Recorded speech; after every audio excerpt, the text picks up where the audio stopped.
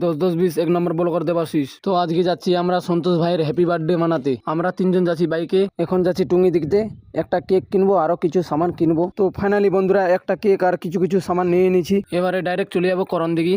তো finally guys আমরা চলে এলাম করণ দিঘি।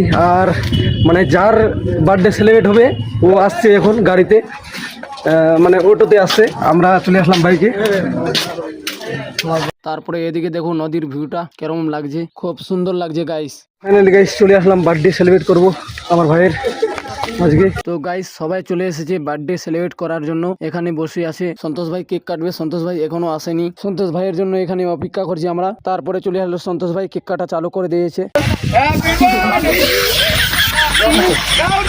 গাজুবালা সেন্টার দিয়ে সন্তোষ ভাইয়ের কি করেছে হালদাসা দেখো তোমরা বন্ধুরা। তারপরে সবারই গালগুলাতে লাগিয়ে দিচ্ছে কেকটা। তারপরে সন্তোষ ভাই বলছে সবাইকে লাগিয়ে দিলাম, তোকে ছেড়ে দিব, তোকেও লাগাবো। একটা ভাই এসে ক্যামেরার মধ্যে হাই বলে দিল। তারপরে 2-3টা বোন ওদিকে সন্তোষ ভাইকে গালের মধ্যে লাগিয়ে দিচ্ছে কেকটা। তারপরে ভাবছি যে সন্তোষ ভাইয়ের সাথে একটা ভিডিও আমিও করে নিই। গাইস ভাইয়ের বার্থডে হলো আর এটাই সেলিব্রেট করার জন্য এসেছিলাম আমি। তো গাইস আমাদের সবারই বার্থডে সেলিব্রেট করা হয়ে গেল, এখন যাচ্ছি বাড়ি।